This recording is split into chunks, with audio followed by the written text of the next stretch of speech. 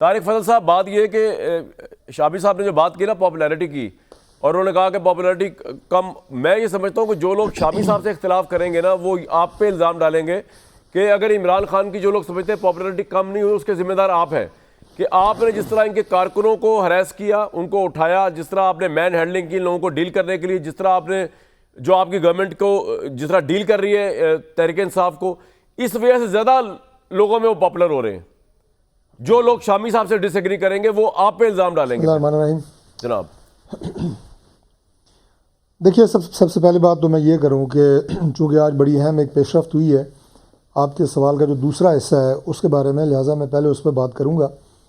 وہ یہ ہے کہ جب یہ 26 نومبر والا احتجاج ہوا، اس میں پولیس پہ پتھراؤ، انتشار پھیلانے والے لوگ، پولیس پہ غلیلوں سے بنٹے مارنے اور بہت سارے اور ڈنڈے مارنے، زخمی کرنے، بہت سارے لوگ اس میں گرفتار ہیں۔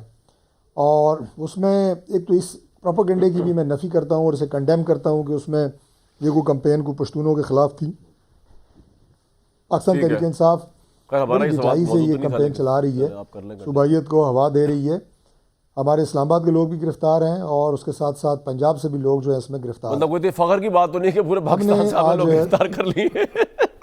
چلے بہرحال یہ میرا سوال بھی نہیں تھا، پروپیگنڈے کی نفی کر رہا ہوں۔ وہ ٹھیک ہے، نہیں کرتے کرتے طارق بھائی آپ بات کر رہے ہیں نا، وہ کوئی جو پی ٹی آئی یہ کہہ رہی ہے جناب کہ یہ مہم کوئی پشتونوں کے خلاف ہے، میں اسے کنڈیم کر رہا ہوں۔ سر اس بات کو چھوڑ دیں، وہ سوال ہی نہیں ہمارا آج کا۔ دوسری بات یہ ہے کہ آج ایک انتہائی، جی نہیں میں یہ امپورٹنٹ ہے بتانا نا، میں نے کہا ایک انتہائی آج ہائی پروفائل میٹنگ ہوئی ہے، وزیر داخلہ بھی تھے، ٹھیک ہے، تو آج یہ فیصلہ کیا گیا ہے کہ جن کے خلاف کوئی ویڈیو امیجز اور اس طرح کی کوئی چیز ہوگی صرف انہی لوگوں کو خلاف ٹرائل ہوگا، باقی تمام لوگ جو ہے وہ رہا ہو جائیں گے اگلے 2 دنوں میں۔ یہ جو 24 نومبر والے ایپیسوڈ میں، ٹھیک ہے، بڑی اچھی ڈیولپمنٹ ہے جی یہ تو۔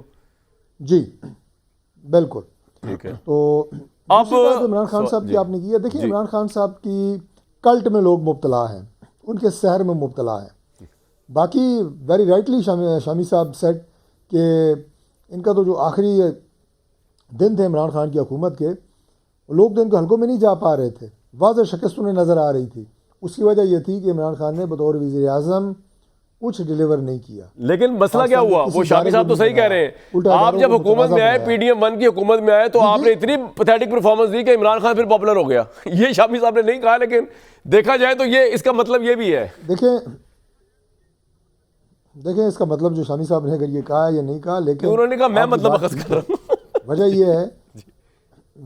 یہ ہے کہ حالات اس حد تک مخدوش ہو چکے تھے کہ پاکستان ڈیفالٹ کے دہانے پہ پہنچ گیا تھا، وہ ہمارے کھاتے میں پڑا، پولیٹیکلی ہمیں اس کا نقصان ہوا، اس میں تو کوئی دو رائے نہیں ہے۔ ٹھیک ہے، لیکن اس وقت میں آپ کو یہ بتا رہا ہوں کہ یہ جو ایک ببل عمران خان صاحب سمجھتے ہیں کہ مقبولیت کا موجود ہے، آج جو وہ حرکتیں کر رہے ہیں، آج جس طرح پاکستان کو وہ ٹکرے ہوئے ہیں، میں تو یہ کہوں گا وہ پاپولیرٹی والی بات جو ہے نا وہ رہتی نہیں ہے۔ کیونکہ میں نے ابھی بھی ایک پروگرام میں کر کے آیا ہوں، یہی کہا ہے کہ جو فورن ریمیٹنسز آتی ہیں وہ پرائم منسٹر کو نہیں جاتی، وہ کابینہ کو نہیں جاتی، وہ پاکستان کو جاتی ہیں، وہ قومی خزانے کو فائدہ ہوتا ہے، وہ ان کی فیملیز کو جاتی ہیں۔ تو آپ یہ تانا دے کے کہ میں اس کو بند کر لوں گا، آپ نے کچھ سوچا ہے طارق بھائی کہ عمران خان کو ڈیل کس طرح کیا جائے پولیٹیکلی؟ نقصان پہنچانا چاہتے ہیں یا آپ کے پاس وہی پرانا منتر ہے کہ ہم سے بات نہیں کر رہا، ہم بھی بات نہیں کریں گے، وہ نہیں کر رہا تو آپ کرنے بعد آپ حکومت ہے بھائی پاور میں ہے؟ نہیں ہم بات کرنے کے لیے بالکل تیار ہیں، لیکن جو پالیٹکس کی جا رہی ہے پاکستان تحریک انصاف کی طرف سے وہ انتہائی خطرناک ہے، وہ انتہائی شر پھیلانے والی ہے، وہ پرتشدد احتجاج کی شکل میں ہو یا وہ اس طرح کے پروپیگنڈے کی شکل میں ہو۔